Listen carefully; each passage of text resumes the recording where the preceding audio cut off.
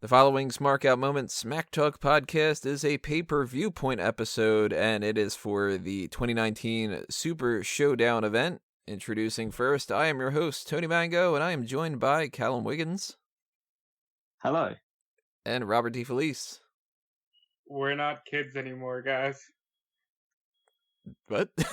We're not kids anymore. I still want to be a kid. I left that show not being a kid. Can I go to Toys R Us? Or no, that's not even No. existing anymore. Oh no. Oh, I was going to make a joke and now I just got really sad. Oh, my heart. Like, that hit me real bad right there. That's really awful. That hit you real bad? Oh, there's a lot of things that hit me real bad today. We're going to break them down here. Typical pay-per-view point structure. We're going to run down the card from top to bottom. And as far as like the appearances go, not as far as the good to the worst or something like that, but we will talk about the good and the bad. There were some good things here and a lot of things that I didn't really like. But I am in a better mood than I thought that I was going to be, and a better mood than I was for the majority of these bunch of hours. I will still preface this ahead of time by saying that doesn't mean I'm in a good mood. I didn't get a whole lot of sleep, which that was already a great way to start off. And one of the first annoyances of the day for me was that we started off with the kickoff, and the kickoff was a pre-taped studio kickoff.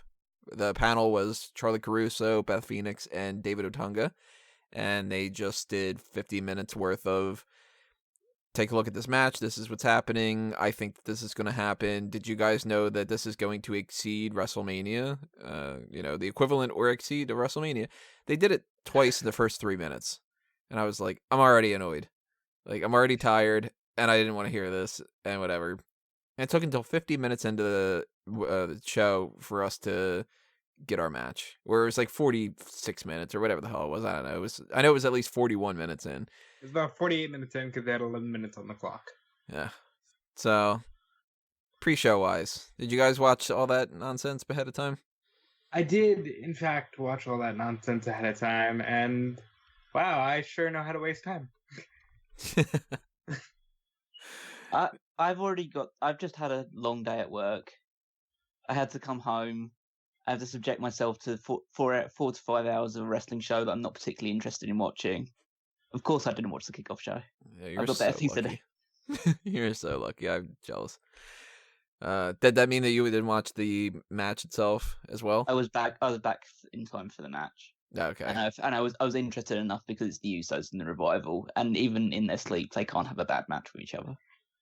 Yeah, those two teams are two of the best tag teams that they have in the company right now, and I really hate to be down on it, but the fact that this meant absolutely nothing, and nothing happened during it, and nothing happened afterward, just meant that this was meaningless. Well, during this match, we got the first of what would be many mentions of how hot it was in the arena. Supposedly, 106? It started at 106. I think it ended up around 101. Fuck that, though. Like, no matter what, it was 80-something here yesterday, and I was already annoyed. You tack on 30 more degrees to that? No. Really, credit to Michael Cole, Renee Young, and Corey Graves for being in full formal wear in that heat. Probably having to pee at some point. That's a hard job. And credit to them. Well, credit to them, but fuck the company for putting them out there in that, like, having to wear that sort of stuff. Like, give them something easier to wear in that kind of heat. It's like, it's all about, like, presentations and stuff like that. Like, give them something that's a bit more free and open. I guess with Renee Young, you can't, because if she showed a bit of elbow, she probably would have been stoned to death. So, just as a quick reminder of the fact of this is a hideous deal that they have going, and they shouldn't be performing in this country under the current conditions that they're running in. I mean, why Which not? I think we shouldn't lose sight of, no matter how good or bad we think a show is. Yeah, that still needs to be said. And I'm glad. How much did you donate to Sammy's charity? I was going to donate. He hasn't. He hasn't put it started up the new yet? campaign. Yeah, he hasn't started the new campaign yet. So as soon as he does that, I will do that, because otherwise I'll feel hideous for watching this show for the rest of my days. Wasn't he supposed to have done that during the show? Like He said as soon as the show started. Yeah, and he said for some reason it had to be delayed, which Could've- I wonder might have been some reason. Yes, maybe Vince getting in his ear saying, "Yeah, maybe wait until a little while after the show. Oh yeah. Otherwise, I'll get my buddy Donald to bomb Syria again." All right. So we have attacked America. We've attacked Saudi Arabia. The world is still on fire, guys, no matter how good or bad wrestling is. Well, 106 degrees. It makes sense if it's on fire. Why not, like, set up the commentary table in a different area? Like, they don't need to be ringside. Why not put them in a spot where they can be shaded? It's not like they don't do that on Monday Night Raw, you know? Because, as you always learn you always have to come back to, Vince doesn't give a fuck about anybody. It's just a shame, because they could have been given, like, a box, and they could have just been out of the mix there, and... They could have brought the coal mine back. Yeah, that's exactly what I was going to say. You think the Although coal mine had air conditioning? Well, I think actually a glass box refracting all that heat into the Yeah. wouldn't have been the best idea. Less air circulation and stuff. Unless they would pump in, like, like have a little AC system or something like that. We're giving this far too much credit. It could have been just a like tent coverage kind of canopy thing. Like, I think we also have to add into this when we talk about just like the overall design and the aesthetic side of things, like anything that's outside of the actual just booking or ring work. These open air stadiums, it's so difficult as a television viewer to really gauge how hot the crowd is. mm-hmm. Yeah, like I mean, we'll talk about the crowd at different points, but for instance, like the Strowman match didn't seem like they were really reacting all that much. Well, that's a different case. I think that match just sucked. The crowd was a highlight for me. I thought, first of all, not putting the dignitaries in big $500,000 sofas in the front row, and just kind of letting it more so be about the fans, did wonders to this presentation. This was the most regular pay-per-view feel that I've had from any of these three. Yeah, that's true. You know what was an odd thing that happened here? I don't know if this has happened before, but if it is, then I guess it just doesn't get as much credit as I thought that it would. But they showed, for their whole promotion for Stomping Ground, they showed the two women's matches. And the crowd popped huge for both of those matches. Which, that, to me, was one of the better moments of the night. That's a very positive indication that this crowd is ready to see women's wrestling. And they are willing to embrace it and actually want to see these. Like, it's clear that a lot of these people are big WWE fans and they watch the current product. Yeah. And they watch the women's matches and they want to see the women's matches. And I think when we talk about Saudi Arabia, it is an awfully disgusting environment, but that is from the top down. Yeah, I mean, politics are that type of thing. Politics is one of the hardest things you could possibly ever discuss with anybody, because it's like everybody's going to be offended about everything. Same with religion, same with anything that it's like your beliefs are revolving around something. But I think the one thing for every government is, as bad as people are, the people in charge are the ones that are holding the responsibilities. And look at what's going on in America. Like, individual people are horrible people. That's the whole thing.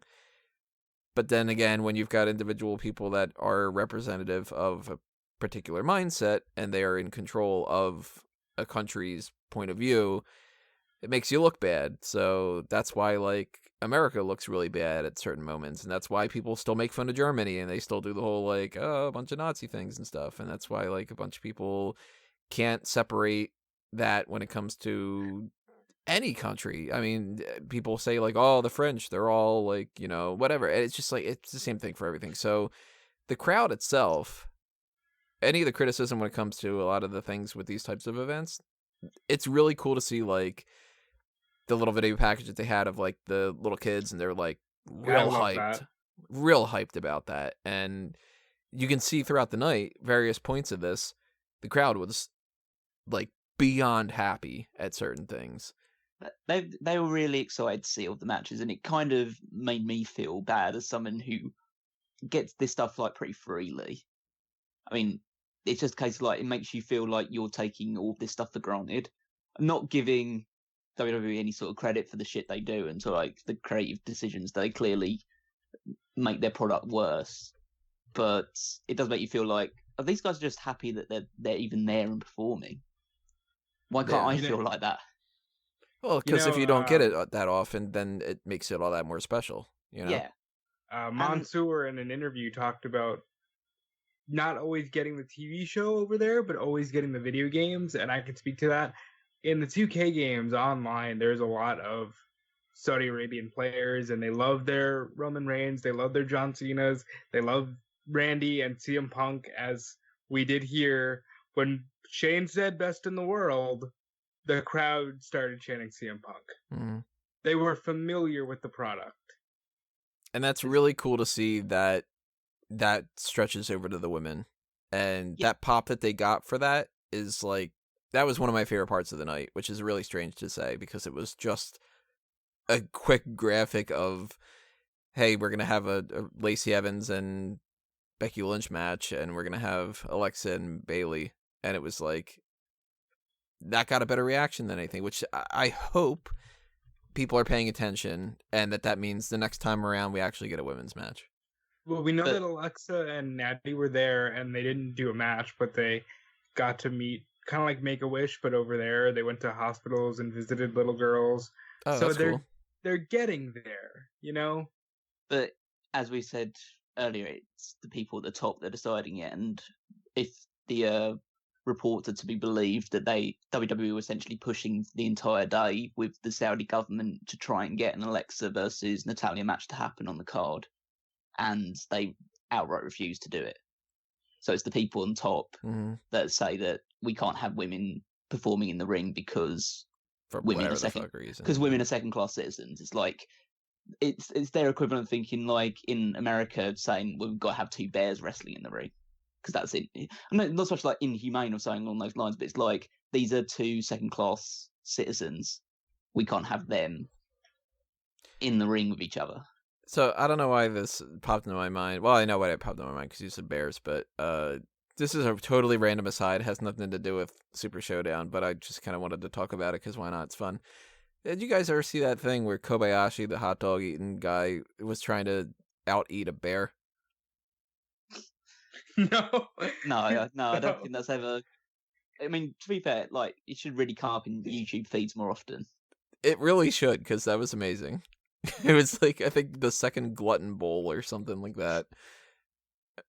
Just one of those great moments. For some reason, when he said Kobayashi, I'm like, is Tony about to drop some Japanese wrestling knowledge on us? No, I'm going to drop a cup of coffee. If anybody gets that reference, that'll be amazing.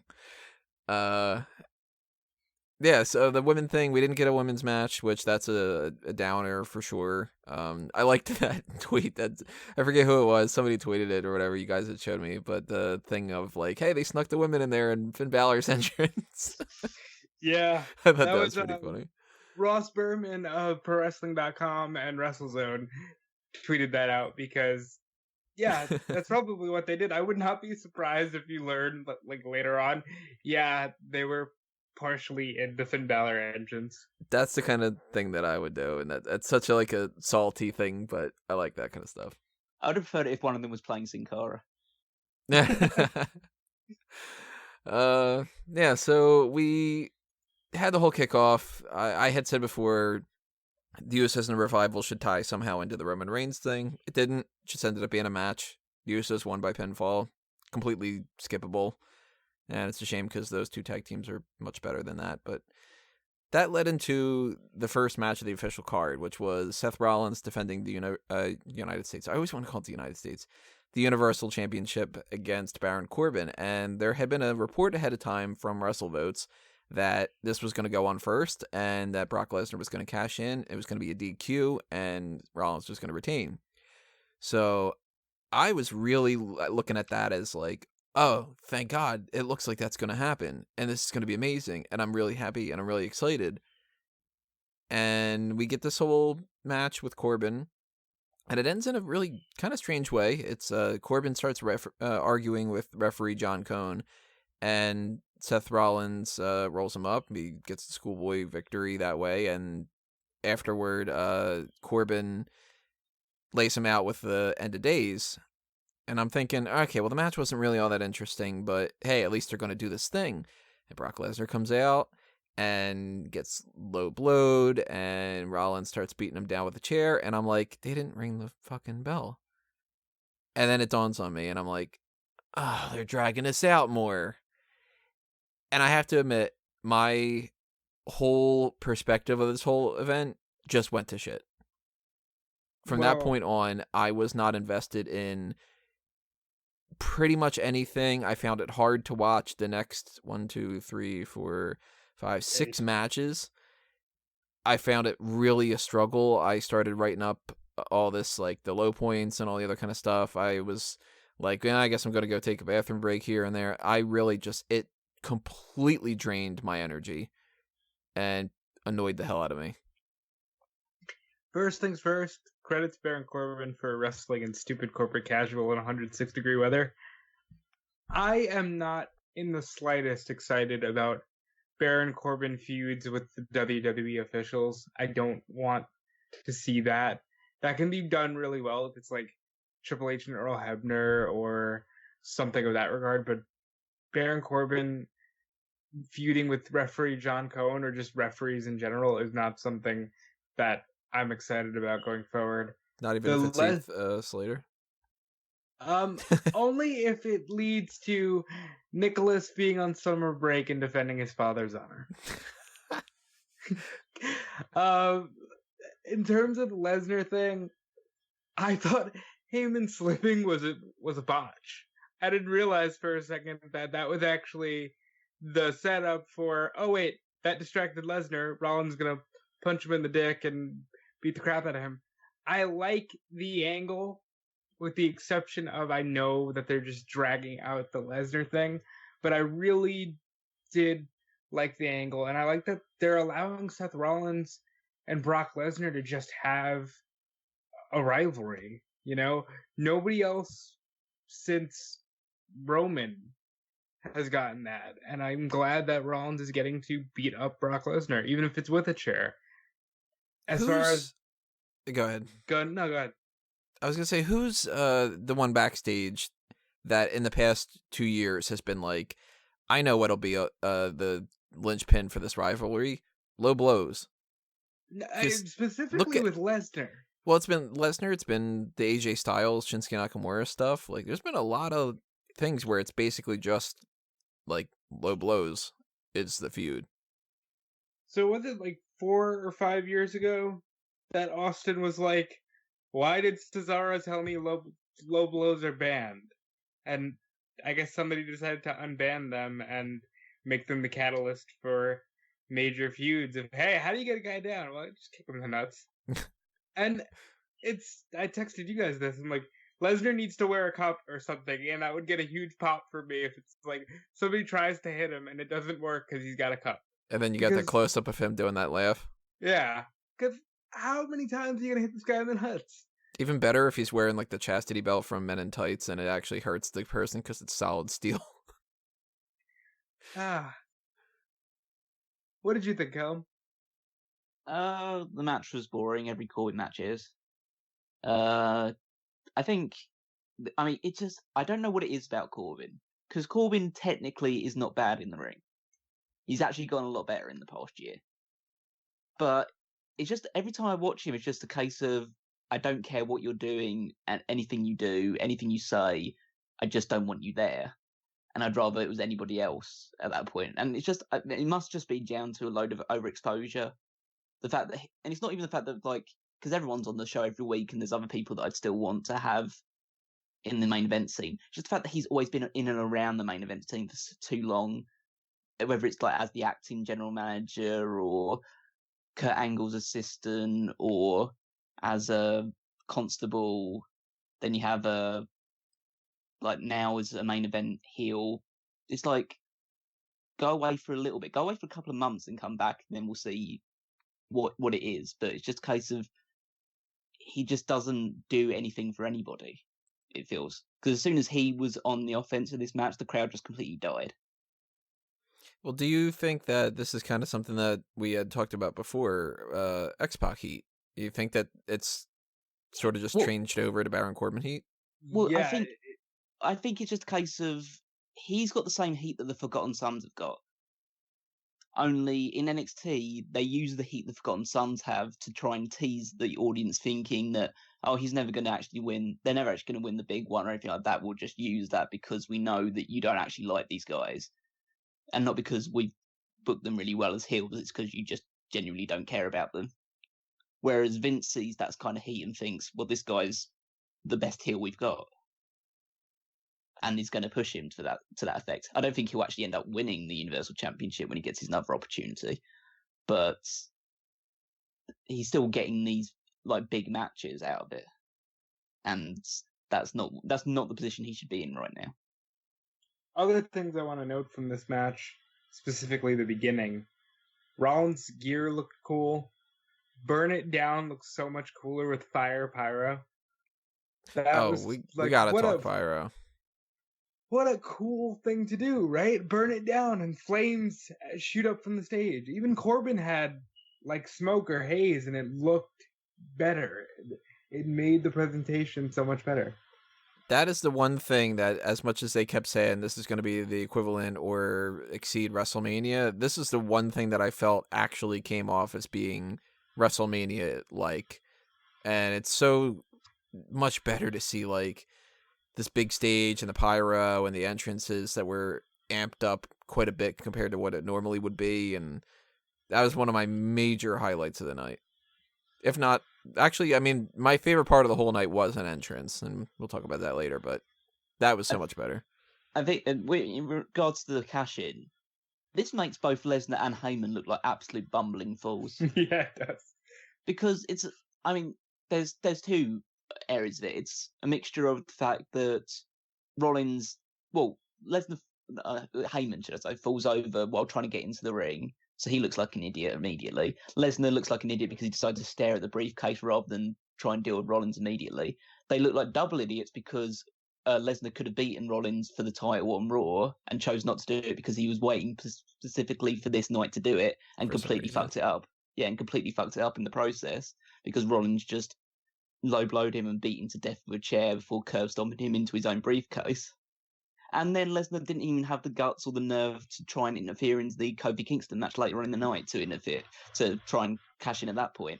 It just makes him look like a complete dick. It makes him look like he doesn't know what he's doing, really.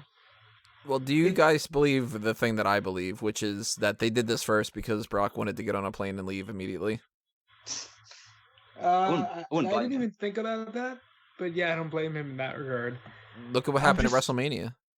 That's what the report was. I mean, that went on first, so that way he could leave. Like, it does not shock me at all if that's the case. And if we see some kind of news reports about that, you heard it here first.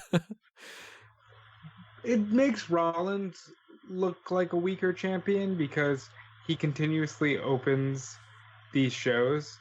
Like WrestleMania, he's the Royal Rumble winner, fighting the biggest box office draw, supposedly, that the company has, and he's opening the show. Same thing here, when you knew that Lesnar could have been a draw for the night.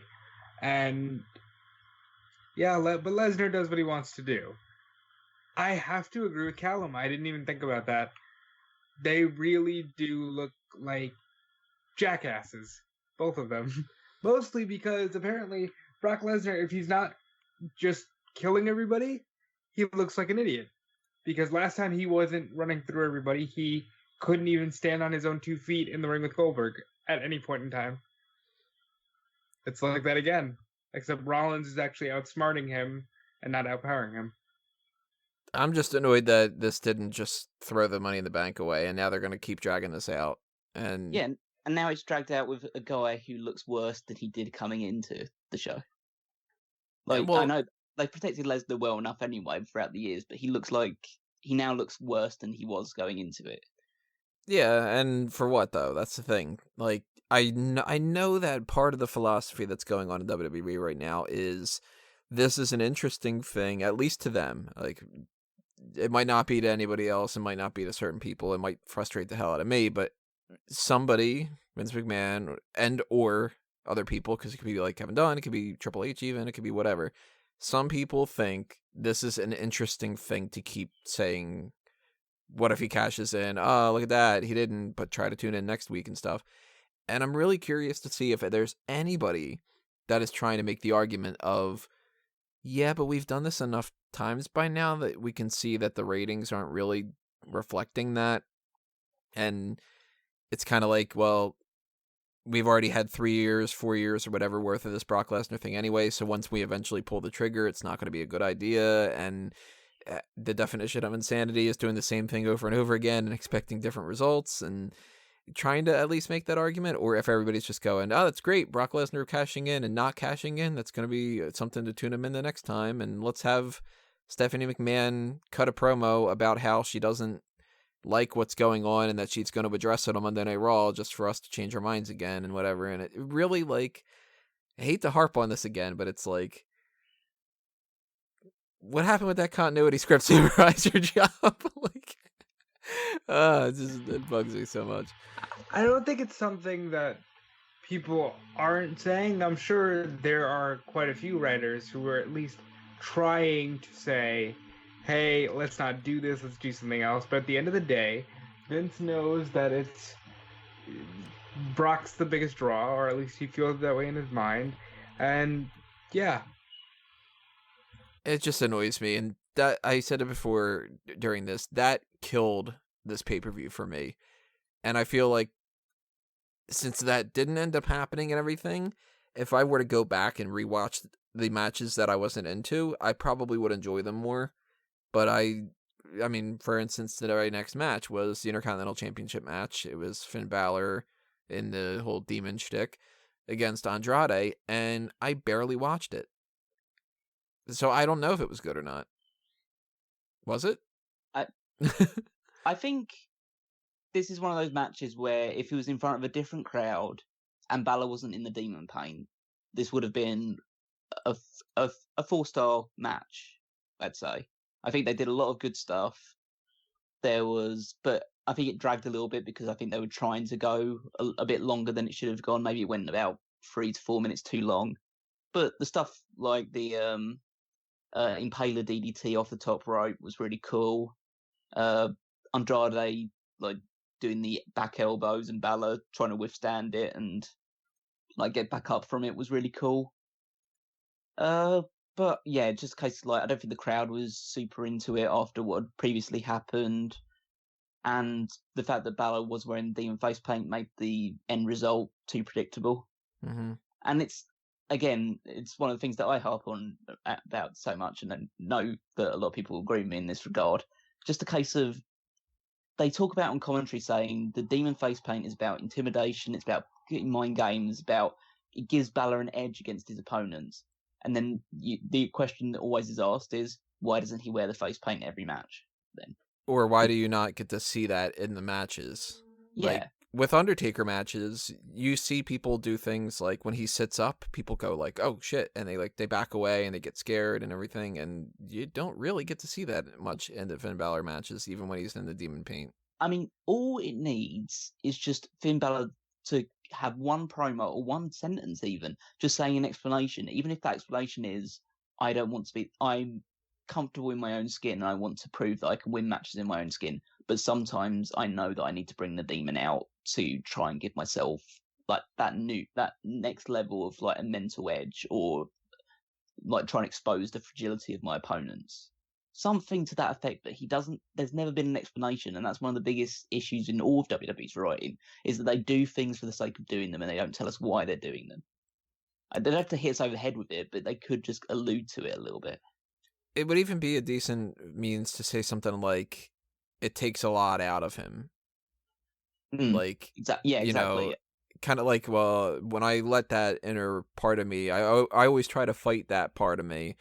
And sometimes I just have to let it out. And when I let it out, it's really exhausting because it's kind of like, pushing down all your fears and letting them bubble up to the surface. And but like, I mean, you can turn that into a whole like psychological examination type thing, and people would identify with that because there's a lot of people that have like road rage and shit, you know? Like, if I let that sort of anger and frustration out for too long, then it starts to impact my personal life and things like that. It's like it starts affecting the people that I actually care about around me because I can't come back to just being who I am. It's hard for me to snap out of the demon once I get into that mindset. Yeah.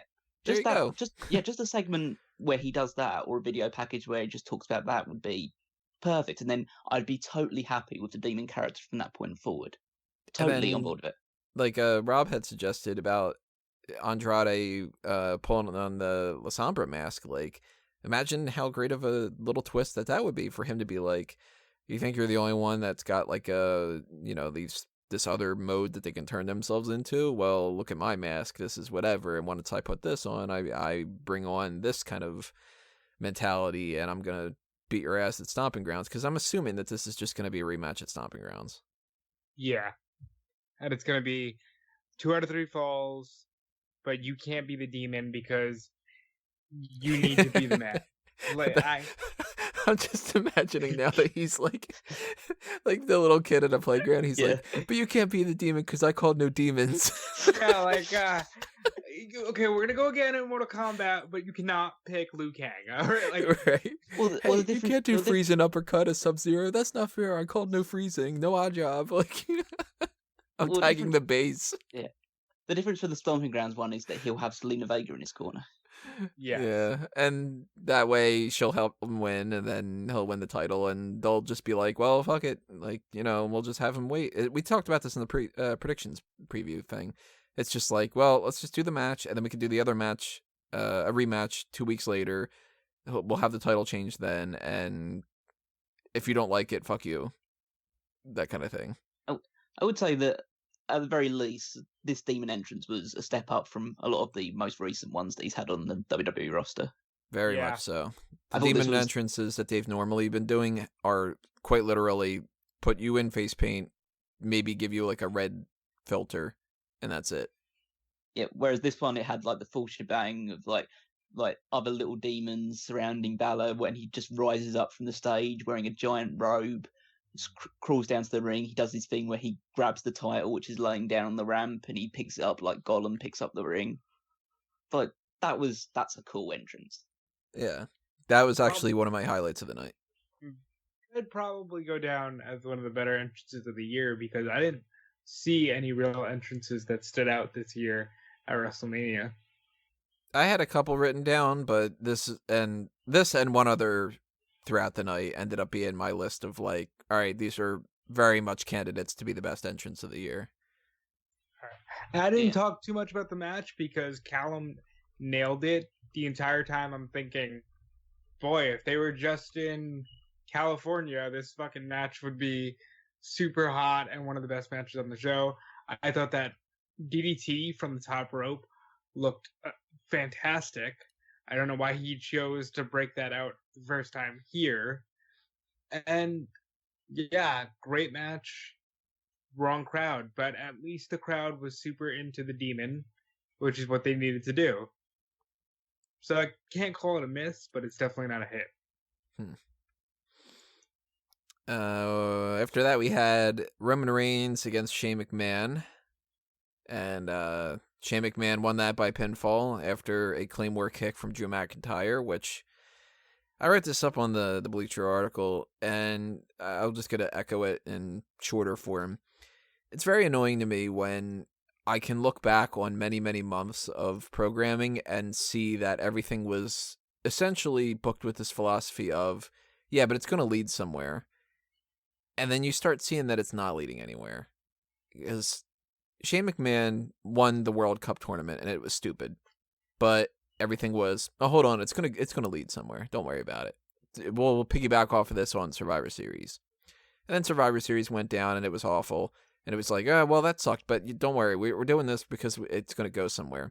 And they promptly said, that doesn't fucking matter. We're just going to ignore it. And then we did the whole thing with The Miz. And they did the tag titles. And the tag titles, winning them was like, yeah, but this is going to lead somewhere. Don't worry. It's going to lead to WrestleMania. And then once we did the whole thing with WrestleMania, then Shane McMahon won, and it was like, yeah, but it's going to lead somewhere. And it led to the steel cage match, and Shane McMahon won, and it's like, yeah, but it's going to lead until Roman Reigns. And now that Roman Reigns lost this one, then it's like, yeah, but it's all to lead up to Drew McIntyre.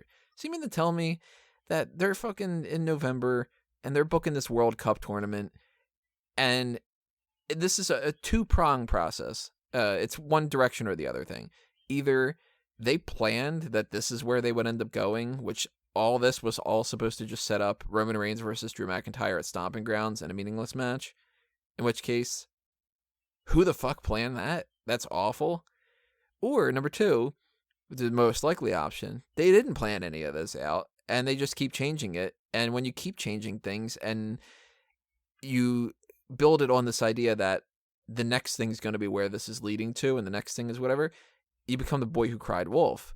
And there are so many TV shows, and you would think that the people that are hired based off of their TV knowledge of like having worked on different shows, that they would understand this.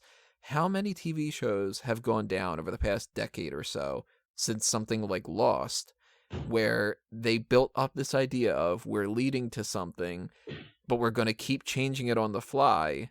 And once we get to our finale, everybody goes, well, that was stupid and I wasted all that time. You can't do that. If you want to build up to something, you have to have a plan and you have to follow through with it. And if it ends up being bad, at least you followed through with your plan. You know what? To equate it to TV shows, that's why I was actually surprised at how good The Big Bang Theory's end was. Because at least it made sense. And I know you, Tony, and I know you well enough to know that you don't think for a second that in November they thought that even what they did at the Royal Rumble was a plan. Not at all. That's why I was like, if they try to say, well, we were all working towards this big plan, it's like, well, your plan sucked. But it's obvious that this wasn't the big plan. And that means if you keep changing things on the fly, you have to change it for the better. You can't just change it for the sake of changing it. And this whole Shane McMahon thing is like, okay, well, the big buildup was all this, and you keep doing all these things because you want Roman Reigns to beat Drew McIntyre? No, that's not good. That's not worth it. Didn't we just have a podcast with Bruce Pritchard talking about the idea that they had set up this whole thing with with Triple H and The Rock, and that he beat Sting because it wanted to make it better for The Rock, and then it didn't work? Don't you learn your lessons? Ever? Like, then again, we're looking at Brock Lesnar, so no. I think that if, depending on when the next Saudi show is, Shane McMahon's getting a world title match at that Saudi show. Because they're going to now try to build up this thing of, well, this is where he became the best in the world. And he defeated Roman Reigns here. Nobody defeats Roman Reigns. Roman Reigns defeated cancer. Shane McMahon defeated Roman Reigns. You know why? Because leukemia is good, but it's not the best in the world. And it's just like, I don't understand why in 2019 we're talking about Shane McMahon, who, by the way, has wrestled on every pay-per-view this year. Why? Has he really? Wow. Yeah, Money in the Bank, WrestleMania, Elimination Chamber, Fastlane. Wow. Oh. It's just like, it's for what? Like, what? Where's this going? Is this because you cut a promo a couple months ago about how the Authority wasn't going to be a heel faction thing anymore, and you decided that one of your 15 ideas that you've abandoned was that, and that you really desperately need at least one heel McMahon at all times? Like, well, no. The obvious answer is that the ratings are tanking, and the only thing that Vince knows that he can rely on to improve the ratings is to involve his family. Because that's what he believes was the driving force behind the huge ratings in the Monday Night Wars and any other point in time where WWE's had good ratings. Is because the McMahons are the best characters in the company. And sometimes that may have been the case, but it's just a case of they're so overexposed now that it doesn't work anymore. And Shane, I understand your point about them like changing their minds. I think the idea was with him winning the Best in the World tournament that it was always going to lead to a match with The Miz at WrestleMania. I believe that was always going to be their plan. I just don't think they envisioned at that point in time that Shane would end up winning that feud pretty comprehensively and then move on to beating Roman Reigns as well. And it's just a case of, like, Roman hasn't lost a singles match since July. when he lost to Bobby Lashley at Extreme Rules or whatever it was. And that's his last loss, and his next loss is against Shane McMahon. And it's just, I know how they've booked Shane, and he's won a title this year, and he's been on every pay-per-view, and he's barely even lost any of the matches that he's had on pay-per-view. But it's still in your mind that this is Shane McMahon. Mm-hmm. He shouldn't be beating Roman Reigns, even if he has Drew McIntyre helping him to win it. Because you know that Roman Reigns is going to face Drew McIntyre at Stomping Grounds, and Roman Reigns is going to beat Drew McIntyre. That's the big issue that I have with it. This is leading up to Drew McIntyre taking the pin. Why? He's the one you should be actually building. He's the one that you could protect out of the bunch. Have Shane lose. You know. I mean, that was the hilarious thing about the entire situation. It was like Corey Graves was talking about when Drew McIntyre was coming out to the ring that Drew McIntyre knows how to get ahead in life. He sides himself with the members of the Authority and stuff like that. And I just thought, has Drew McIntyre had a singles championship match since he joined the main roster? Has he had a single important win? He's won the tag team championships. That's it. Like, has he actually done anything? I mean, the biggest wins he's had are Dean Ambrose on his way out.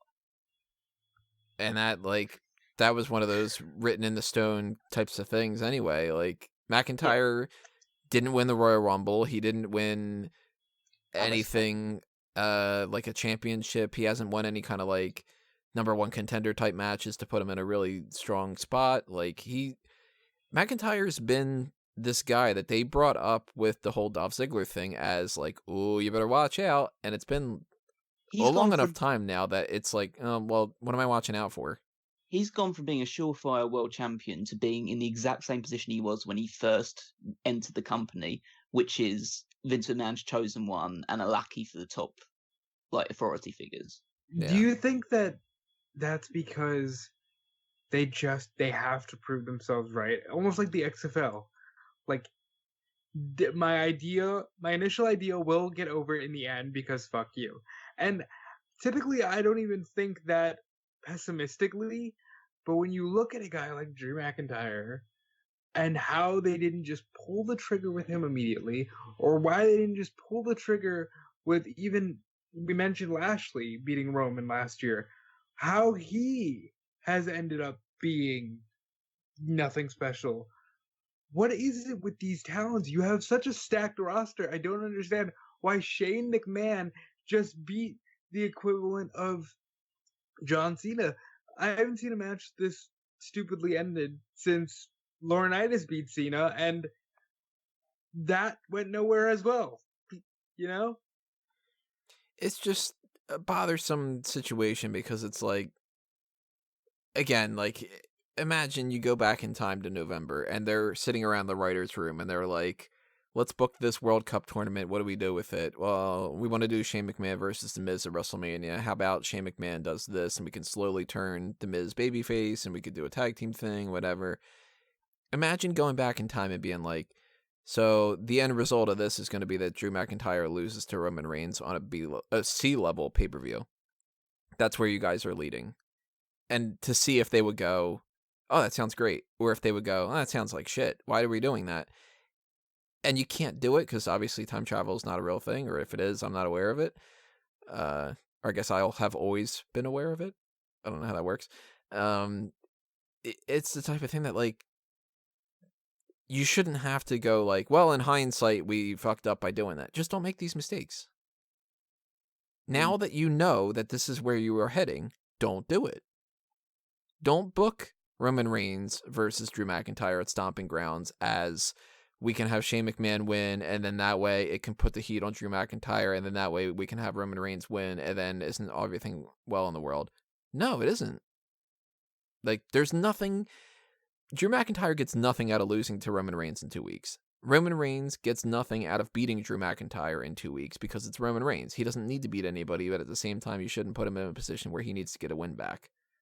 And giving Shane McMahon all this buzz for 9 months has served no purpose. So we spent 9 months for The Miz to look like crap, Shane McMahon to get a big boost, Roman Reigns to take a roundabout way to beat somebody who doesn't need to get beaten. Yay! What the fuck?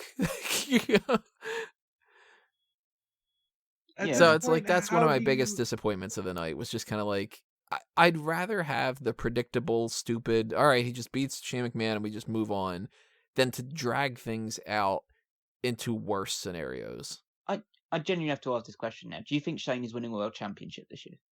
It wouldn't shock me. I'm telling you, he's gonna fight. Now that I know, spoiler everybody, that Kofi is still somehow champion, I think he takes on Kofi. No, it'll be Seth he takes on. I don't think he's going to win a world championship, but it would not shock me at all if he fights for it. Yeah, he'll fight for it. I'm almost. Which one do you think he'll fight for, Tony? Universal. Yeah. Yeah. Why? Because Raw, or just because Seth? Well, because Seth is linked to Roman. And Roman is basically on Monday Night Raw anyway. Yeah, and I think Seth would probably be the person that comes up to Shane and says, "You're not the best in the world because I am," that type of thing, and then they'll build the match off that, saying like, "Oh, I beat your buddy Roman, and so I could easily beat you as well," and then they'll just. I think that match will happen at SummerSlam. Well, hold on a minute here. Do you think, knowing that we have Baron Corbin is feuding with officials, is Shane McMahon the special referee for Baron Corbin, Seth Rollins at Stomping Grounds, which will then lead to Seth Rollins, Shane McMahon at SummerSlam? It could happen. How many more events are in between? There's Extreme Rules. Extreme Rules. Nothing else? I think all the rest of them are other ones like the AEW shows, obviously, and TakeOver and everything else like that, right? Yeah. So they only need to kill time for July, essentially. And if they do something like that, they could do another thing where it's like, all right, Stomping Grounds, maybe he's involved in some kind of ending. And actually, you know what? They might end up doing that at Extreme Rules. They might have an Extreme Rules match with Shane as a special guest referee. Something else happens with Baron Corbin and ends up being Corbin versus Rollins 3 times in a row. Yeah, I can imagine that happening. And I don't want to see that kind of stuff, too, because it's like, do I want to see Shane McMahon versus Seth Rollins? No, I don't. I'd like to see a 99 Shane versus Seth Rollins, baby. I think Shane is significantly better now, at least in the ring, and that's saying a lot considering how bad he is still. But it would be, I guess it's another test for Seth Rollins to try and see if he can carry Shane to a very good match. But, it shouldn't be happening anyway. He should not be in a position where he's fighting the top guys in the company. Especially when you've got so many people that you can be depending on to be main event talent. And you're in a scenario where a lot of people feel like they're undervalued and underappreciated and underutilized. Like, I bet you if you poll the quote-unquote WWE universe, and I'm not talking about just the IWC or the smarks that are on the internet talking about stuff or whatever you want to say, I think if you poll the actual audience as well, and you say, what would you rather see at SummerSlam? Would you rather see us build up to a Shane McMahon, Seth Rollins thing? Would you rather see Brock Lesnar cash in Money in the Bank and have a rematch with Seth Rollins? Or would you rather see us spend those 2 months and build up Cesaro and have Cesaro versus Seth Rollins? I bet you more people would say Cesaro. Yeah, I think they just want something different at this point. Exactly. That's the thing. They want something different, and you can't do the same shit over and over and over again and be like, we're giving you something different because on this card we had R-Truth run around like an idiot or something, like, you know what I mean? Like that. You can't dangle a set of keys in front of people and change the whole environment. You're just doing whatever that peripheral vision is for that one shot.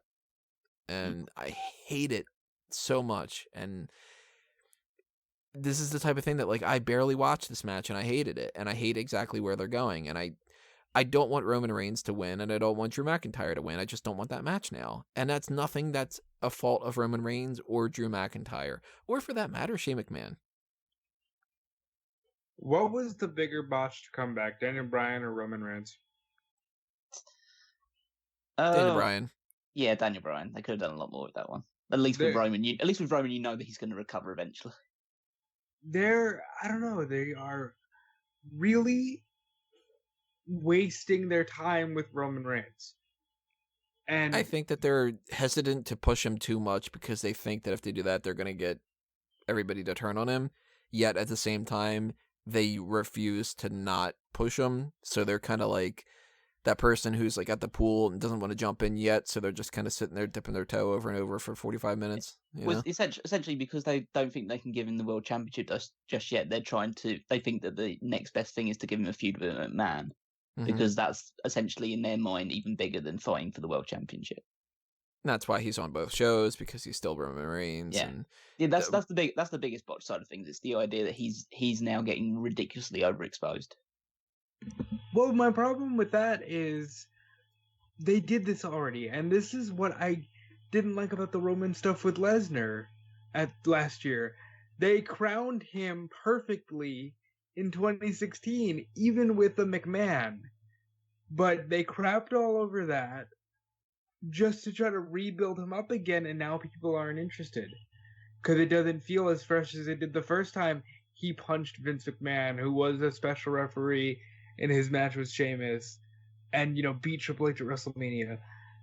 They crowned him already. Why did they keep going back to the drawing board? Roman should have been the guy.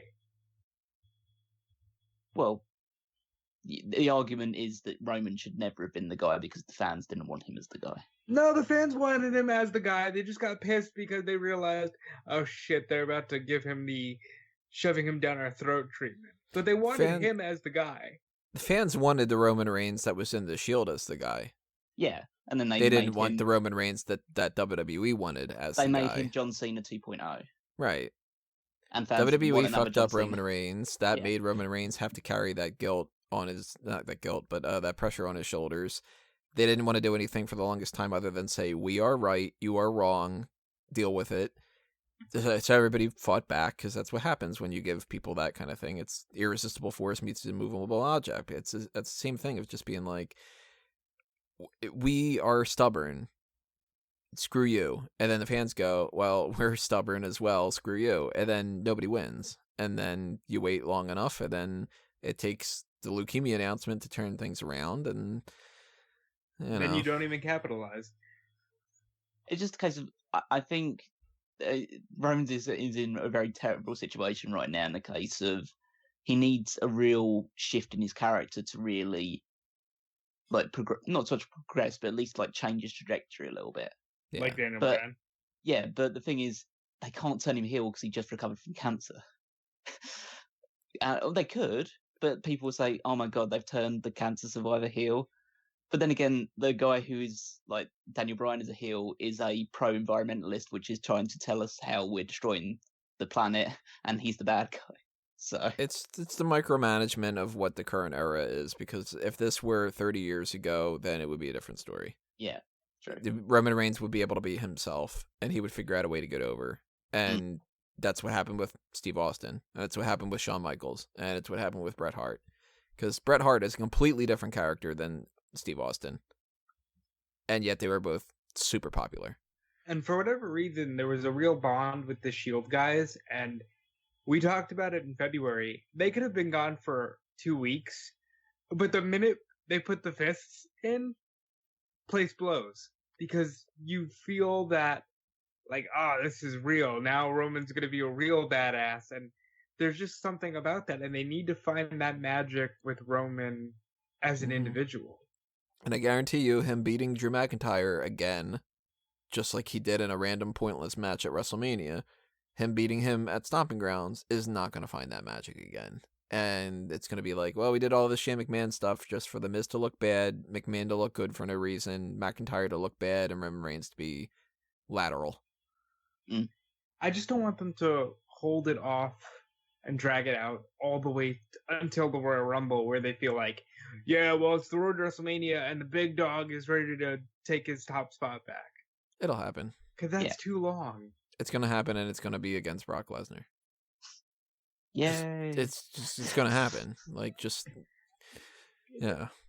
Well, speaking about inevitabilities, the handicap match between Lars Sullivan and Lucha House Party, guess what? Lucha House Party ended up beat to shit. Now, it's kind of funny that they decided to go with a disqualification, and then Lars Sullivan beats them all down instead of just like a pinfall, but There was no need to watch this. This must be the greatest atrocity that's ever befallen Saudi Arabia. Like the greatest atrocity that's ever occurred within Saudi Arabia.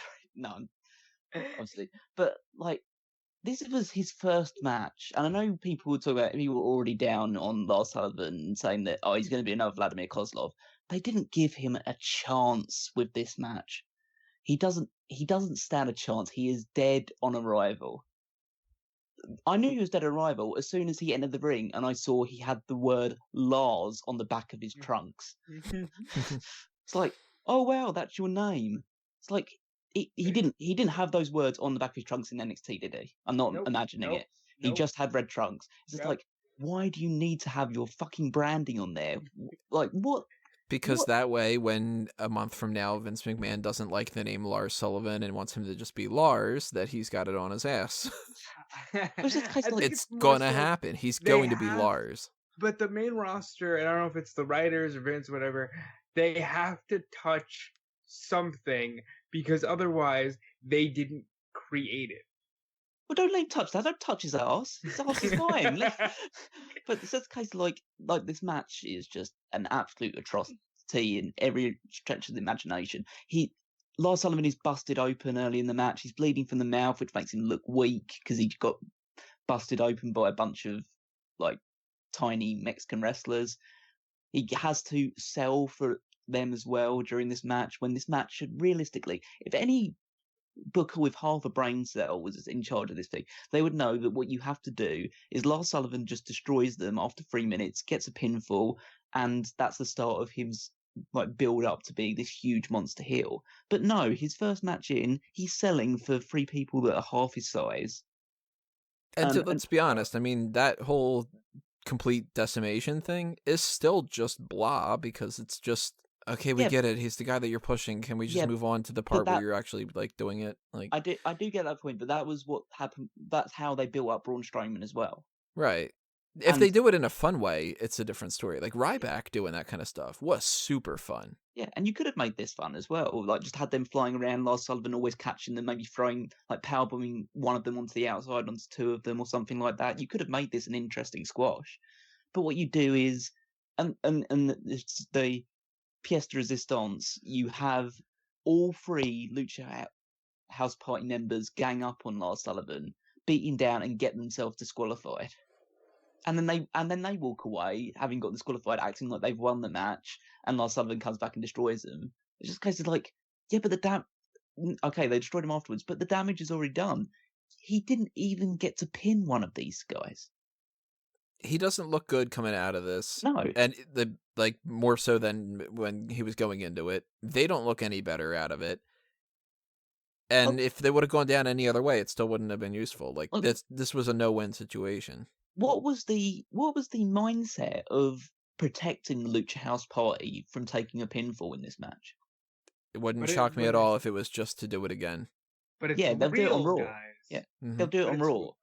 But it's real. They're mad that he attacked them, so they're going to use their numbers advantage. They don't care about getting disqualified because they have pride. It's real, is what I imagine the defense is here. Also, there's the obvious annoyance of the fact that it's 3 Raw superstars taking on a SmackDown superstar, but I guess the wildcard rules have ruined everything with that squad. But I'll always bring that stuff up just because it's so fucking stupid. It's fucking ridiculous, yeah. The wildcard rule was ruined the very first time that they mentioned that it was a rule, because it was 3 people, 4 out of the 5 people, but the 1 person doesn't count, and then a week later it became 10 people. It was just like, it's just, hey, we're having the Raw Super Show again. Also, speaking of stupid rules, how did R-Truth get onto the plane but not get into any sort of actual match that was going on in this?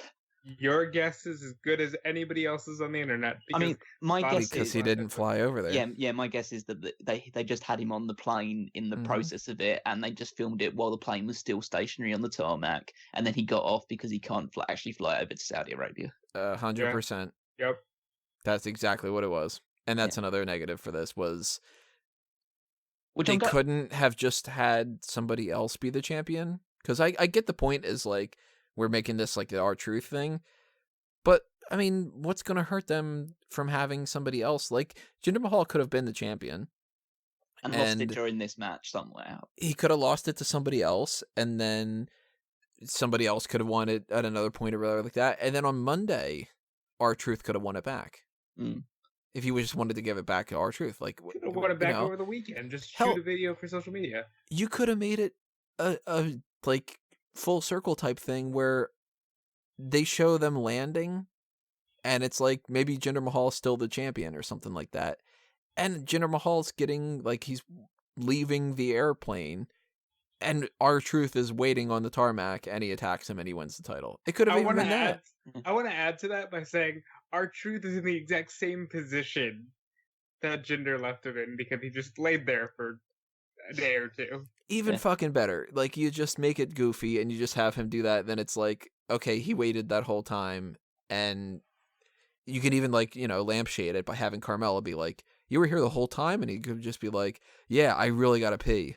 Or, like, that kind of thing where it'd be like, you waited here for, like, 2.5 days and you just kind of, you know, like, what the hell, R-Truth? And it's like, well, because he's a goofy character. And, like, but, I mean, it's better than nothing. They at least did that. So it's kind of like a poor man's attempt to be like, look, we're doing something with the 24/7 title. But, you know. Yeah. But back to Lars, you guys compared him to Ryback and Braun. And one of the things that I noticed in those two situations was they brought back jobbers. And they both used just local jobber talent to make it even funnier, because here are these nobodies, so you're not killing your roster, who are running away screaming from Braun Strowman and Ryback. But here, it's the Lucha House Party, so you gotta beat Lars down because you can't shit on your entire cruiserweight roster, you know? Well, I mean, is it that hard to just try something a little bit different once in a while by doing this? I just thought of this while you were saying it, so this is why I'm like, this is why it's not that hard. You have these jobbers that you don't know fight Lars Sullivan, and he beats the living hell out of them so much that every one of them keeps coming back injured. And you have Triple H or whoever talk to Lars Sullivan and go, look, dude, like, you're really, like, you're injuring people and this isn't good. And then that's where he can be all like, oh, that's what I'm trying to do. I'm trying to injure everybody. And then even a guy like a Heath Slater can just go up and be like, you know, we don't like having somebody who's got that kind of mentality on the roster. That's like, it's not cool, man. Like, you know, whatever. And then you could beat down fucking Heath Slater and start something with that and whatever. That could have given you 5 weeks worth of material. Yeah. It's better than advertising him and having him not do anything for 4 months. Yeah, well, it's better. It's definitely better than having him have his first match in a handicap match where he doesn't even win by pinfall or submission. Where he wins by being beaten up too much by the other by his opponents. Well, this is the same company that gave Ryback the loss at WrestleMania, then said, but he'll hit a move afterward, and that way it'll mean something, and then we'll turn him heel because he's only the best fucking over babyface. Hit 5 seconds ago, he's gonna hit it now. But it makes Triple H look like an asshole because when they were doing the whole Lars Sullivan has stage fright. Don't worry, Lars is coming and it's going to be badass and it's going to be great. And here we are. Kozlov. Well, that took us into Triple H versus Randy Orton. Crowd was really, really digging it. I couldn't really get into it. I was still annoyed because of the whole Brock Lesnar thing. Again, I told you that it ruined everything for the whole night, essentially for me. But I'm glad that Orton won. I'm glad that the crowd seemed to be really, really into it. Yeah, the crowd, again, loves these guys. They love their Triple H's, Randy Orton's, the guys of that era. I wanted to enjoy this match so bad, but it felt like it was moving in slow motion. It just felt slow and long, and I messaged you guys this. I love Triple H and want him to deliver every time, and then I go, oh wait, he's 50 and he's had like 5 injuries. He can't. And then I get sad. I went into this match knowing that it wasn't going to be that special. Apparently, I'm one of the minority that thinks that, because from the reactions that you seem to, I checked out on Twitter and stuff like that, people seem to actually enjoy this match and thought these two excelled and thought that it was the best match of the night and all that stuff. And I just watched it going, like, Randy Orton's had this headlock on for about 4 minutes now. And again, it's always typical of Triple H things. This match would have been great. I mean, I don't say great, but it would have been really good if it would have been about 15 minutes. But no, it goes 26. Yeah. Was it the longest match? Of course it well, went no, the so Battle long. Royal. I assume the Battle Royal was the longest one. No, I'm pretty sure this went longer than the Battle Royal. Yeah, okay, this probably was the longest match. But it's just a case of like, why? What are you, at this point in your career, what are you trying to prove? I mean, he's already compensating for something by the size of the motorcycle that he keeps driving down to the ring. What the fuck is with that? Hold on. What is with this motorcycle? Because why is this the type of thing that I crapped on it at WrestleMania? I said I didn't really like it the first time he did it. And one of the things that's fun about WrestleMania is seeing the new entrances. And he just did basically the same entrance as what he had done the previous year. No, the previous 2 years. I'm pretty sure this is like the 4th or 5th time he's done the motorcycle entrance now. And it's just not that interesting because people, I mean, you had Chuck Palumbo drive a fucking motorcycle down to the ring. Like, and by that's the way, it's not that special. It's not the coolest entrance either. The thing goes like, 5 miles an hour? It's a slow ass vehicle. Yeah, he's just coasting. It's not like you're, Pretty much like the match. I forgave it. The first year was cool. I was okay with them repeating it the next year, but with Stephanie actually driving as well because she was in the match. The Mad Max thing from WrestleMania I didn't like, and I didn't like this one. I'm beginning to think, okay, Hunter, you just don't want to walk down these long fucking ramps. Well, just because like these two are two very technically proficient, understand the business like the back of their hands. They know they could do this match in their sleep and practice, and I wouldn't be surprised if they did. If I'm completely honest with you, but it's just a case of like, it's just put your mindset into if there was any two other people on the roster performing it, they couldn't get away with this match. These two can get away with this match because they have another reputation, and the crowd absolutely loved everything they did. They had 2 "This is awesome" chants within the first 3 minutes of the match starting. It's like once you know they're in that situation, you can basically just do your basic repertoire of stuff, and you're gonna like have an easy night of it. And I think these two actually tried to work hard and tried to have a really good match. And I think I saw someone on Twitter saying that these two are having the type of match they've always wanted to have.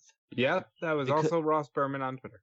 Yeah, and it was just a case of like, I think it actually was because this is pretty much the same as any Triple H Randy Orton match I've seen before, because it's really boring and I'm not really that invested at all. But it's in front of a crowd that's actually digging it this time, so they probably thought that it was so much better than it actually was. So, but good for them, really, in that regard. I can't begrudge them for it. There's some in the ring stuff I want to touch on. Like, I'll go straight to the ending because it sticks out most of my mind. I hate Randy Orton matches because half of them for me are just, no, don't do that. He's clearly going to RKO you. Like, they set themselves up in certain ways. It's like the 619, where nobody goes in the middle of the rope unless they're fighting Ray. And with Randy, they create these distance and these spots. And I'm just like, Hunter, don't run that up. He's going to drop you. And sure enough, he did. They couldn't even come up with like okay, you blocked the pedigree into the RKO. No, it was just, he's gonna run at him, RKO out of nowhere, because that's what you came for. I'm surprised that they had to both kick out of 2 finishers. Don't get it. Don't know why. Because it's like WrestleMania. But I guess. I laughed at the very hulky Triple H trying to do the catapult spot in the corner, like he's still a young dude with long hair, and he just like jumps himself up to the actual post part of the turnbuckle. That was funny to me. And there was a really awkward spot where Orton drop kicks Hunter off the apron, but it seemed like he was going to punch him, and he just punched air, and Orton drop kicked him. It just didn't seem as smooth as it could have been. But as Callum said, we might be in a minority here because everything I saw said, wow, this match kicked ass, match of the night. Well, I still wasn't all that much paying attention to it because I was still just salty about the Brock Lesnar stuff, so I didn't really 100% get invested into it. I was expecting worse, so I'll give them that much credit, but I still don't think, it's definitely not a match I'm going to go back and watch again. Yeah, I'm going to say that about something else later. We'll get to that. We followed that up with Braun Strowman versus Bobby Lashley. I liked that Bobby Lashley had that entrance where it was like him standing on like the pedestal kind of thing, and I liked that Braun Strowman's entrance was like, hey, fuck that pedestal. Because it's kind of like, that's the Braun that I like, where he's just kind of like, this brute force, he's gonna smash things. Like, yeah, do that, Braun. Crowd wasn't really all into this. I thought that it was one of the better things of the night. It's just these two big motherfuckers that were just, it's a pointless match that they didn't build up well enough, but it was just like, I got more enjoyment out of seeing Braun Strowman do the runaround and bump into Lashley twice than I did out of anything out of like the Sullivan match, you know? Yeah. This was just frustrating for me. I wanted this match taken off the card. We could have saved some time. I don't know why they just tread water with Strowman. I don't know why they just tread water with Lashley. But putting them both together when they both need a win is just a recipe for disaster. And Strowman looked really weak in terms of those power slams did not have the force that they typically do. I'll take my quote that I put on Twitter. This match was twice as good as the Randy Orton Triple H match and 3 times as short. So, I like big hoss matches. What can I say? It's just two guys that wanted to go out there and just out-muscle each other. I like the little elements of it, like the entrances. I like the telling the tape aspect of it as well, because they don't apply that more than as much as they should do, especially with matches of this sort of like with these two powerhouses against each other.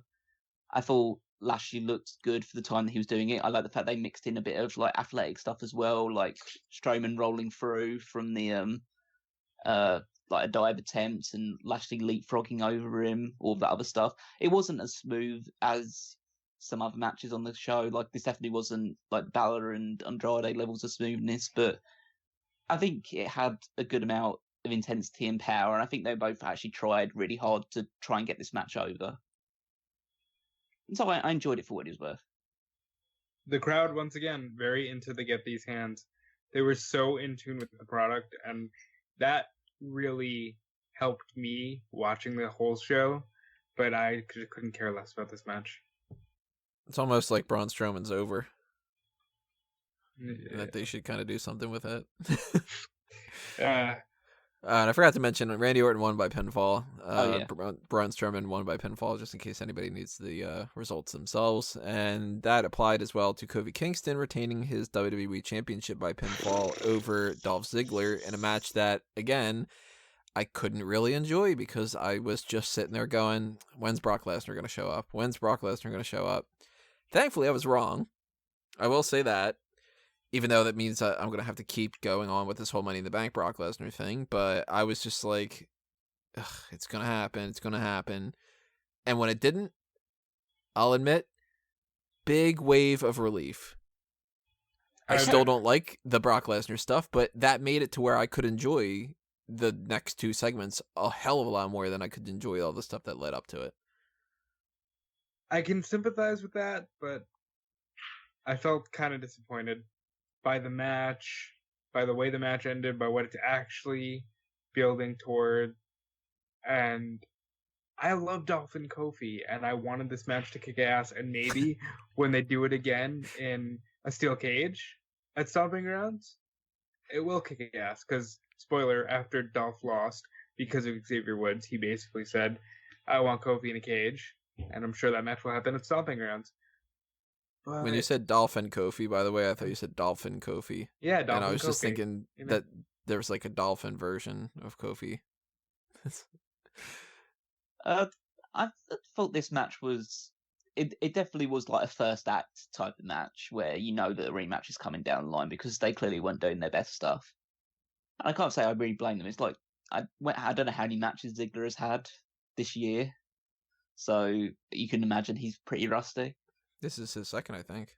Yeah, so I think there was a few instances in this match. Dolph doing the Bret Hart bump into the corner of an Irish whip. I noticed that too. And yeah, it's just like... Yeah. I mean, he's a tryhard, but it's fine because he's been away from the product long enough now that I can kind of enjoy his matches again and not be so super frustrated by him. I'm still frustrated by his promo style at the moment because it's a little bit like whiny girl, like that doesn't get her seat in the car or something on those lines. Like, that should have been my seat in the car. That should have been my ice cream cone. By the way, this was his 8th match this year, if you count house shows. All right. I had it his pegged. second match, if you don't. I had it pegged thinking Lesnar was going to win because we had done this on the preview, that I was just going to start the podcast by saying, you should have shot me. Yeah. But Lesnar didn't cash in, so I couldn't do that. I have one gripe with Ziggler right now, and that's change your gear. His gear for this match was atrocious. It was literally just, you talk about the word Lars on your ass. This is quite weird, as he just wore black tights with the American flag on his ass. And I didn't like it. Get new gear, Ziggler. I always hold out hope for Ziggler, so maybe he can have a good latter half of 2019 like he did 2018. But overall, it felt so disappointing. Like, this is where I said I'm very indifferent towards this show. Thankfully, though, that changed with the next match. I would say that Kingston's been booked really strong as champion, which I'm very much behind. I think having Xavier Woods win the match essentially on his behalf is a little bit in the wrong direction for this. But if you're going to continue the match, like the feud, into a steel cage match at Stomping Grounds, then I guess you do have to have some sort of convoluted finish where there's enough wiggle room that Ziggler can demand a rematch and get it. Besides that, the only other thing that I had of note was Kingston needs to stop doing that trustful. At least on one guy, because he just dropped from the top rope right to the floor, and Ziggler could only catch so much of him. You should never do a dive where you can't see where you're about to land. Yeah, it makes sense when you've got like 6 people out there. Yeah, and even then, it's like, see that obviously you didn't see it, but the Juice Robinson John Moxley match from Best of Super Juniors, they had a spot where Juice was on top of top of like a part of the entrance ramp, not the entrance ramp, but like this like staging area of the arena, and dive from the top of it onto John Moxley, but essentially missed every single person in front of him, so he just landed straight on his tailbone on the ground from about like 15 feet in the air. It's like these guys just need to start, maybe trying to be safe with what you're doing. Try and have a long career rather than risk it all in those instances. Well, as I said, this was the point in time where I was like, oh wait, they're announcing a match for Stomping Grounds. Oh, I don't care about it anymore. Now this means that they're not going to have the Kofi Kingston lose the title. All right, now I'm happy again. And then it went into the 50-man over the top rope battle royal, which to me was one of those things that I was looking forward to, because it was like, no way that this is going to be anything but a mess. And it was, but it was a fun mess. And this is where I actually started to actually write a couple of notes down, because then I was like, I can focus on things like, woo. One of them being, it must really suck to be one of those people that did not get an entrance, where you're still like, I can understand if you are like the Good Brothers who have never been treated well, like you wouldn't expect that you would get an entrance, but certain people were still big enough names that it was just like, man, I still just don't matter to you. Because the only people who got entrances were The Miz, Samoa Joe, Cesaro, Titus O'Neil, and shit, was that it? Actually, No, Elias as well. Oh, Elias, yeah. Yeah. I think even more, it's like a point when they were all entering is just a sign to how little attention to detail WWE pays. They had the Usos come out right next to the Revival after they had that match earlier in the night. It's like, fuck off. Literally right next to each other instead of like a couple people in between them. Yeah, it's just like, you don't care at all. There's no fanfare for a couple returns that we had, but it's still interesting that we get to see Sin Cara came back with some new ring gear. AOP is now back in action. The Viking Raiders were showing up here. I was surprised that they actually put them in there.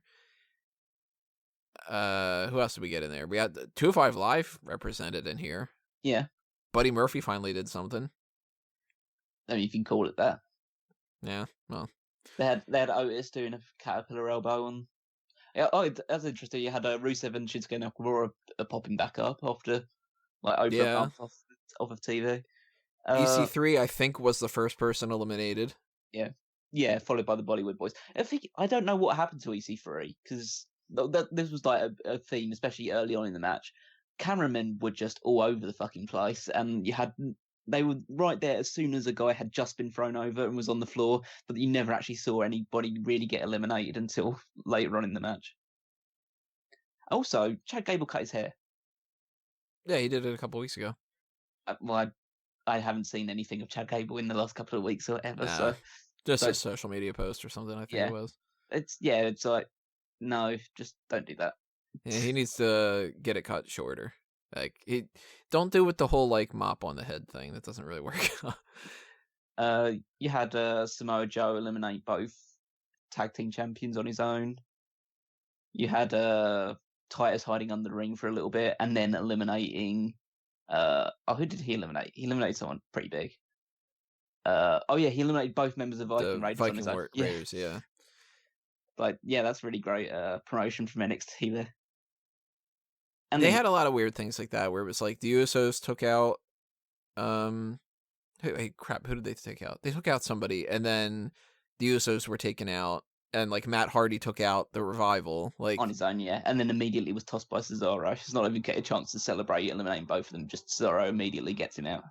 There was a lot of somebody gets thrown out, and then after throwing that person out, they get eliminated, and then there was a lot of like that chain reaction type stuff that happened here, which makes sense because it's just like, it's whatever. I thought it was funny that Titus O'Neil and Shelton Benjamin were setting something up and they botched it, so then they had to just like walk around for 45 seconds to redo it.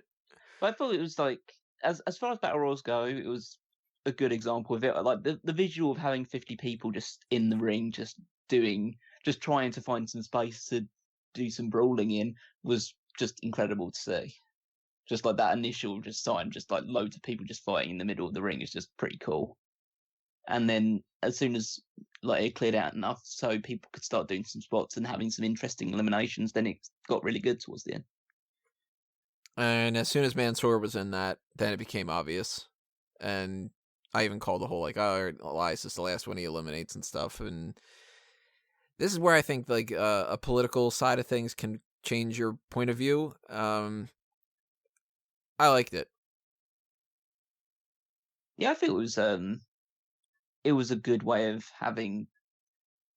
I mean, it's a good celebration essentially. It's a good moment for Mansoor, and I like the little 3-on-3 thing they had towards the end, where it was Elias, Cesaro, and Samoa Joe on one side, and Mansoor, Ali, and Ricochet on the other. Mm-hmm. I mean, you'd hope that the fact that Ricochet and Ali eliminated Joe means that will have some sort of implications for the United States title, but I doubt it.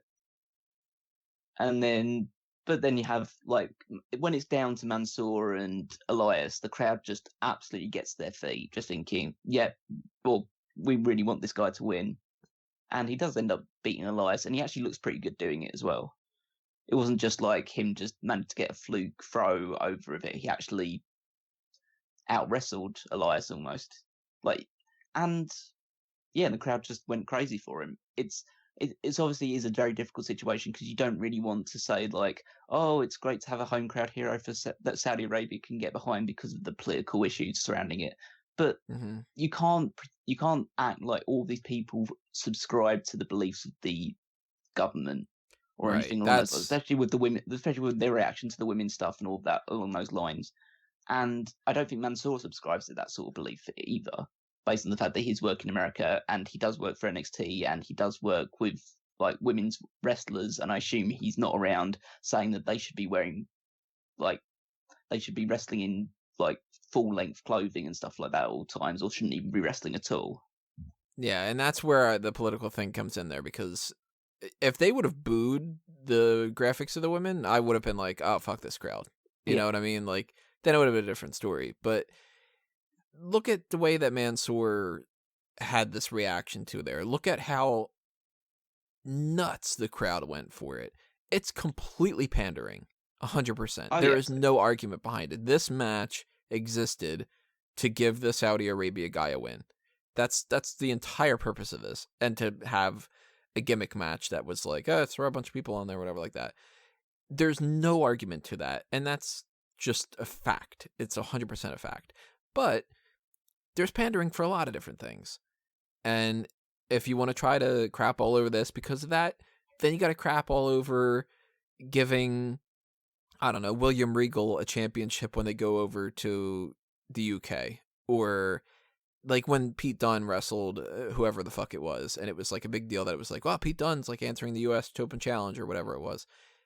That's pandering.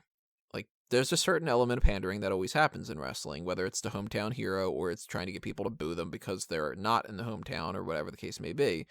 And does it matter that this was Mansoor instead of some other people? Like, some people, I'm sure, could make the argument of, wouldn't it have been neat if Samoa Joe would have won this? Well, he would look really strong. Yeah, but you get much more out of giving this to Mansoor than you would have gotten it for anybody else.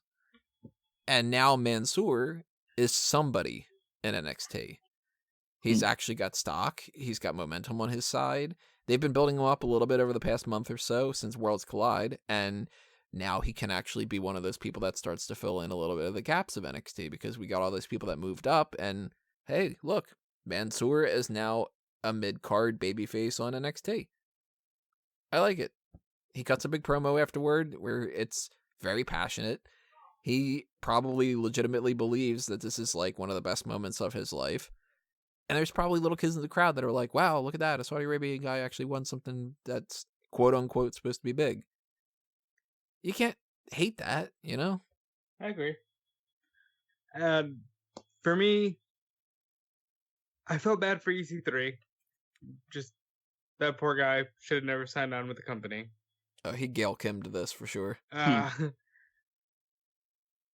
The Titus O'Neil thing was funny because even the crowd once again was into it and telling him, "No, don't fall under the ring again."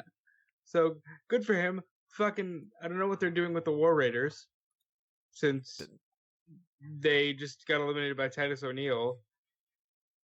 Wild card rule, that's what happened. I don't know if you guys mentioned, but AOP, good for them. Mm-hmm. And Mansoor, the only gripe I have, even though he's an NXT guy, is he should have eliminated Joe just to like, okay, he can have a US title match, and now he's a made guy.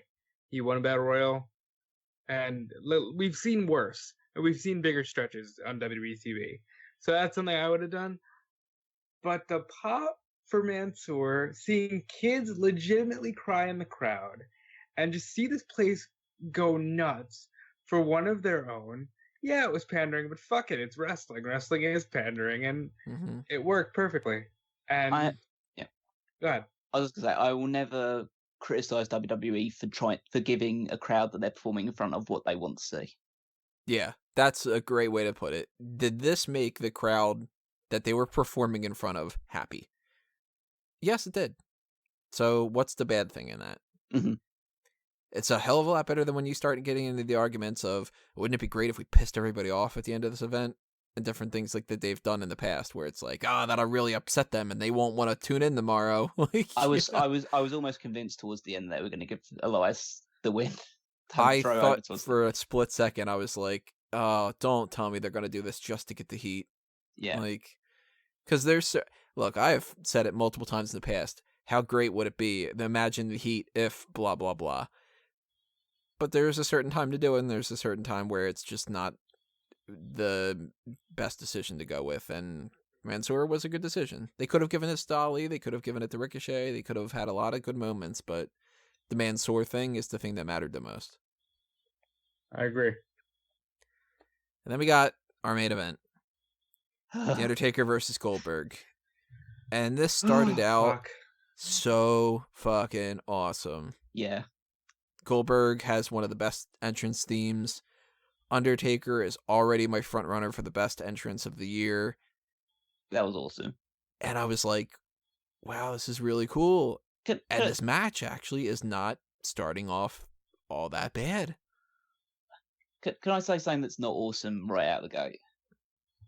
A guy in his 50s smashing his head against the locker room door before coming out to do a match where he needs to be fully alert because he's wrestling somebody of a similar age who could really he could really do some damage to if he's not performing at his best. Like, I respect a lot of what he's done in the business. I respect his charity work. I respect everything. But absolutely fuck you, Goldberg, for that attitude. Because, like, you're just risking your own safety and the safety of the person you're performing with because you can't seem to enter a ring without smashing your head against something beforehand. Like, you just see the little, like, blood spot on his head and you just go, okay, you're probably walking into this half concussed. And he wrestled like he was fully concussed. Well, that's where things get really dicey. Mhm. Because I thought that this started off pretty decent compared to what I thought it was going to be. And I was like, you know what? They might actually pull this off. And then they don't. Oh. And man, was this just so disappointing. Because I thought that the match was going to suck. And I was fully resounded to the idea that this was not going to be good. But those last few minutes, they were scary. Mm. They were really depressing. And it's not just the fans that are feeling that way. It's clearly Undertaker, too. Yeah, Undertaker, who is a guy where you can say whatever you want about 30 years. Did he go too long?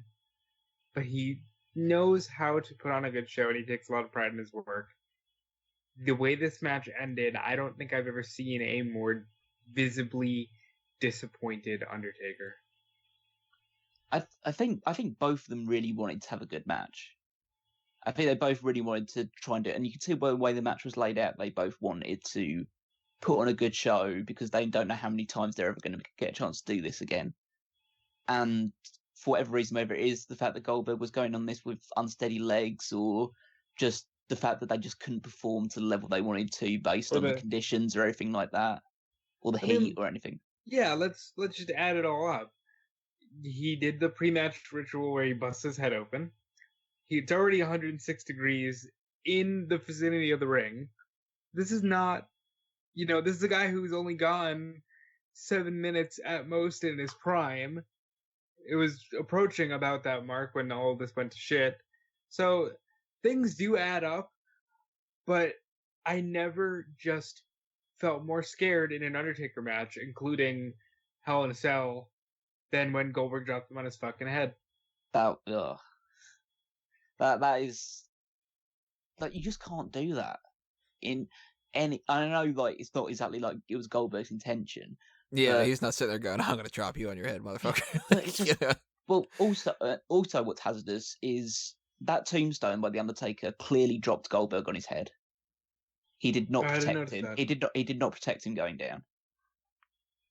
Goldberg's head was too far down, but I also have to say that Goldberg, when he went into the post, his head did collide with the post.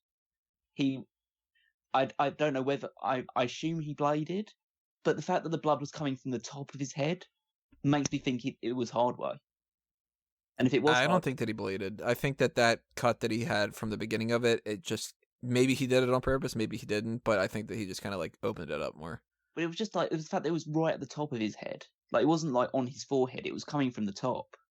I just thought he's clearly gone into that post and rammed it, and I just think, okay, this is a totally unsafe match by two people that should definitely know better than what. It's like, and then when you go back and watch it, like you said, Tony, I was in the opening few minutes. I thought, okay, these guys could actually maybe pull something together here and put it together. But then when you look back, you start looking at that sloppy knee bar by Goldberg. Like, he tried to put it on the way that he used to, but he couldn't do it because they're both not flexible enough anymore to do that stuff. He had the collision in the center of the ring, looked fine, but it's at that point you know that age just kind of caught up with him. I think it was the point where I knew Goldberg was in trouble when he was Undertaker was setting up for the first chokeslam, and Goldberg is just hanging onto the ropes, and he's staying there for about 30 seconds. Yeah, and the referee goes up to him and says, "Are you okay?" Yeah, and Undertaker's just waiting, and he's having to like stand there for however long because Goldberg is just he doesn't look like he's ready to get up, and then eventually he walks into it as quickly as he can and takes it. But yeah, the two moments that really stand out, obviously, are the jackhammer dropping on the head and the botched tombstone drop, which was meant. So, how did you guys think that this was going to work out? Because I thought, I mean, I haven't gone back to rewatch it yet, and my original intention was, or my original point of view of the whole thing was, he was supposed to pick him up for a jackhammer that was going to be twisted into a tombstone, and that was going to be the end. Well, I thought what was going to happen was that, after the first jackhammer that Undertaker was going to kick out of, I thought Goldberg was going to go for a tombstone. That could have been a possibility. And Undertaker was going to flip over, reverse land on his feet, and do a tombstone himself. But when Undertaker tried to do that, I don't know whether Goldberg was not holding him tightly enough, or Undertaker lost his footing when he landed, but they both just fell over. And Undertaker decided, fuck this, I'm going to end it with a chokeslam. Yeah, chokeslam's a lot easier, a lot safer. Let's just do this and go home. Which you could tell that was just like... I mean, clearly, I've watched... Because I went back to watch the tombstone spot, which, Goldberg's head was a little unprotected. And he clearly says something to him. I don't know what, the Undertaker to Goldberg, but after that chokeslam, you can hear him. It must have been something like, "That's it, buddy, stay down," but he says something clearly, and at this point, I just got so depressed. Because it's not only is it the main event, but it's these two legends, and it's like, you know what it's really kind of an equivalent to? When you see your parents get old. And you're like, it used to be that you could run around like a little kid, and your parents are kind of trying to keep up with you, but it's like, oh, look at that, I'm faster than you, whatever. And then you end up seeing like, oh, they're actually struggling. They're harming their legacies by putting on performances like this. Because I'll just put it out there now. If anything beats this match for me for worst match of the year, it's going to have to be pretty bad.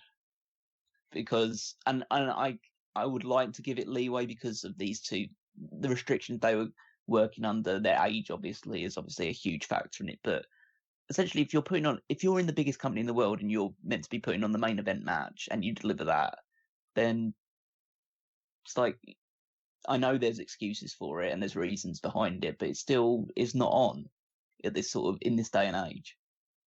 And I know they're legends and they deserve all of the respect in the world for it, for everything they've done. I've always held that Goldberg is one of the most underrated workers in history, just by the basis of the fact that people thought that he could only wrestle for a few minutes. Maybe that is all he could do, but that's all he ever needs to do. And Undertaker, had to deal with a lot of shit wrestlers in the start of his career in WWE and got so much better by the end of it. But it's just a case of now they're just past the peak, and this match was the most clear and obvious expression of that. And I think the sad thing for me is the first half of the match really worked for me.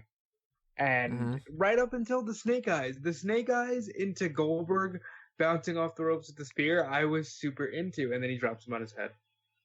And then they can't do the tombstone spot. And I had flashbacks to Roman, where Taker that year was too heavy and too out of shape, and Roman couldn't lift him, or he couldn't help Roman or whatever. But this year, you could see, even on that last chokeslam, Goldberg was heavy. Just a bad match. It's terrible. Worse than Crown Jewel, and I didn't think we would get worse than the Brothers of Destruction versus DX. And I think it just has to say that, based on this match performance, and obviously you can't tell them what to do or anything along those lines, but I think Goldberg has to be done entirely. Yeah. I think any plans they would have had of Goldberg coming back and doing other programs, I think needs to be shelved completely. And I think Undertaker might have one more match left in him, but that's it.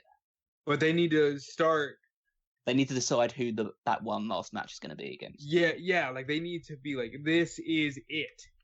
This is it for real. We're not fucking playing around. Let's do a proper send off for the Undertaker. I mean, realistically, Undertaker has 2 matches left. He has one more Saudi Arabia appearance, probably. But it has to end in America. And then he will end at WrestleMania, potentially. and then maybe he'll come back. He'll make appearances at the next Saudi Arabia shows and stuff like that, but he shouldn't really be wrestling. But at the end of the day, based on what Undertaker's been doing, he's probably going to wrestle until he's 70. You know what? If I could stretch it out personally, I'd get him through the Saudi stuff this year and the beginning of next, and try to get him to finish up at next year's Survivor Series, just for the on the nose 30 years. And Is that 30? Yeah. At that point? 90 to 2020. So 3 matches. Could be done. Yeah, with the right people, it could be done. Especially if it's like, let's keep the next Saudi one really short, and let's have him with somebody who's not. Let's give him Lesnar. You know, Goldberg. Lesnar. Yeah, Jesus Christ, no. Don't put him up with Big Show. Don't put him up with Goldberg. Don't put him up with Lesnar. Not Make Kane. it. Yeah. No, but do something like Undertaker in a tag team match with somebody else who can work the majority of the match. And, like, I don't know, it's spitballing. Like, Undertaker and Braun Strowman against Samoa Joe and Bobby Lashley. And be like, Joe can take care of Undertaker. We can get to see Undertaker Joe a little bit. Braun Strowman can wrestle most of the match. You know, something like that. Who do you finish? But they won't. With? Since we're here, and I really think it's time, to the point where Michael Cole, by the end of it, was like, yeah, folks, you don't know how many of these you have, soak it in. Because I think by the end of this match, it was, okay, might be time to stop. Well, I mean, the way that they're fucking building it, it's going to be him against Shane McMahon. Oh, I was going to go, it's him against Corbin. Yeah, he retires him too. If Corbin was, for real, the Undertaker's last, that would be such a blow to me. If Undertaker has 3 matches left, I'd give him, and it was safe enough. The 3 matches that I'd give him, I don't know what order I'd do it in, is that I'd give him Strowman, I'd give him Orton, and I'd give him maybe the final one would be against. I'd want someone from NXT who you really want to give a huge, or somebody that's lower card on the main roster that you really want to give a big push to off the back of it. So whether that's Cesaro or Samoa Joe. Has he ever wrestled Daniel Bryan? I don't think he has actually wrestled Daniel Bryan. No. He hasn't wrestled AJ Styles either. There you go. AJ Styles, Daniel Bryan, and then somebody else. Yeah. I would do one more match with Kane. No, Kane's too. Kane is also at the point where he needs someone to carry him through the matches. Yeah. I don't think you put both of them against each other. I mean, I'm sure those two are safe enough and they know each other so well that they would be able to do it. But I don't think. I think if you know you only have like a few more matches with the Undertaker, you want to make those matches as memorable as possible in a positive way. So Daniel Bryan, AJ Styles retires at Survivor Series against Demon Balor. That'd be. I'd give it to Balor. That'd be a good. Balor has to win that. Yeah. Yeah, and that'd be a good 3 people to end it. I also maybe just for some weird reason, I'd like to see a match between him and Velveteen Dream. I'd like to see Velveteen Dream against pretty much anybody. Yeah. Oh yeah, no, but I think Velveteen could carry it from a character standpoint to the point where you're not really thinking too much about how slow the Undertaker is moving because Dream is just standing there, just soaking it all in. He could dress up as fake Undertaker. Yeah, Do that whole thing.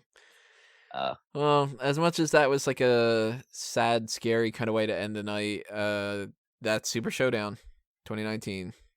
And I pretty much spent the whole entire time being all salty about it. So I don't even know if I could really review it all that much. I did. And I'm going to review it multiple times, but at the same time, I just kind of checked out from the very beginning. So I might have to revisit this again in the future and see where it lays on like my list of best and worst pay-per-views of the year, but I don't feel happy about it at the very least right now. That match is going to go down as one of the most depressing matches I've ever seen, and the overall show was pretty forgettable up until that end, which I will never forget because it made me so sad. So thumbs down, I guess. I think this was the best Saudi show they've done. That's not saying too much because the other two were 2 of the worst shows I've ever seen. But So it was. I think it got to the point where I can give it like a slightly below average, which as a score. So like a 4.5 out of 10 or whatever. So it was still not good, but I guess just about passable. And yeah, but it was hurt obviously by the final match being as bad as it was, and a few other aspects of it not being very good. But they gave the home crowd guy a big win, so good for them for that side of things. And yeah, I think on reflection, it's not the worst. It wasn't the worst thing in the world. It won't go. It won't be my worst show of the year. I'm pretty sure. Probably not for me, but we'll see. Yeah, well, those are our opinions. Drop your comments below on YouTube and subscribe while you're over there and ring that little bell for notifications. Tell us what you think about everything that's your opinions and all that other kind of stuff. If you are listening to the non-YouTube side of things, then leave us a rating and follow us all over the place, including Facebook and Twitter at SmarkOutMoment. Make sure you hit up that Patreon if you've got some spare change and you want to promote some new variety of content going forward. There's TeePublic and Redbubble for merchandise shops if you want to buy a t-shirt or some other kind of stuff like that. There's fanboysanonymous.com. I've been doing quite a bit of fanboys related material recently, and I just posted my Dark Phoenix review last night. Spoiler alert, it's not all that great.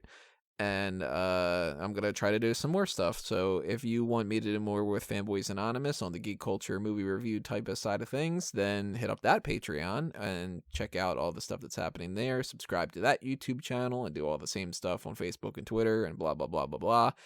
Go to smarkoutmoment.com for everything else that's happening on there. If you are wondering what the next couple of things are, I'll tell you about that in a minute, but I'm going to pass this around to Rob. All right, and you can follow me on Twitter and Instagram at DudeFelice.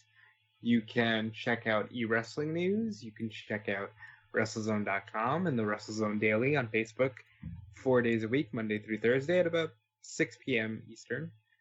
And the next thing that you may be getting from Callum and I is a review of New Japan Pro Wrestling's Dominion, which is this early Sunday morning. And it should be a hell of a show. We got Chris Jericho challenging for the IWGP title. Jon Moxley's going to be there basically in a squash match, and it's going to be fun. And that should be a lot of fun. Callum? Well, you can find me on Twitter at Wigmeister14. I haven't actually. I said I was going to do the power rankings Thursday. I ended up getting distracted on that day, so I'm going to do a version which essentially takes Super ShowDown into account. So it'll be slightly different the way I was going to do it, and that'll come up in the next either today or tomorrow, something along those lines. Basically, when you hear it, hopefully it'll be up. If it's not, then it'll be up soon. And obviously, you can check out 2001: A Wrestling Odyssey, where me and Rob have been traveling back in time to the year where wrestling died, essentially. And yeah, we've got shows up there from all the way stretching from January to May, monthly shows, as well as a special for WrestleMania X7. So if you want to go back and enjoy some retro wrestling, then go check those out.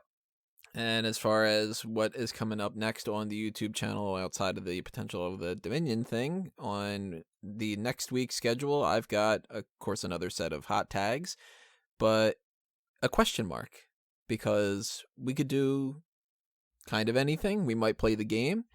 We might do something that we haven't done in a while, like, I don't know, heel or face, or Mount Rushmore, or belt or bury, whatever the case may be like that. Or we might just spend a little bit more time focusing on the Sexiest Superstars tournament, because we are going to be heading into round 2 of the qualifying round, or part 2 of the qualifying round, I should say, where you guys are going to take the top 64 and narrow it down to the top 32, and that is going to determine the seeding of what the tournament is going to be. So if you have not yet voted on who you think should go into that round, go ahead and do that while you can. Last time I checked, we had like 100 and something votes or whatever, so probably the majority of the people that have wanted to tune in and try that out have done that already, but just in case, go ahead and do that.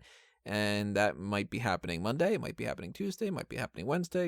I haven't quite figured it out yet, but anything else that's happening on the YouTube channel you will find by subscribing and ringing that bell and following us on all the different platforms and stuff, and then checking it out when we end up posting that stuff. So in the meantime, Thank you for listening to this. Thank you for all your support, whether it's a like or a follow or a review or a comment. Everything is always greatly appreciated, everybody. And we will see you next time. This has been another Smark Out moment, and we're being counted out.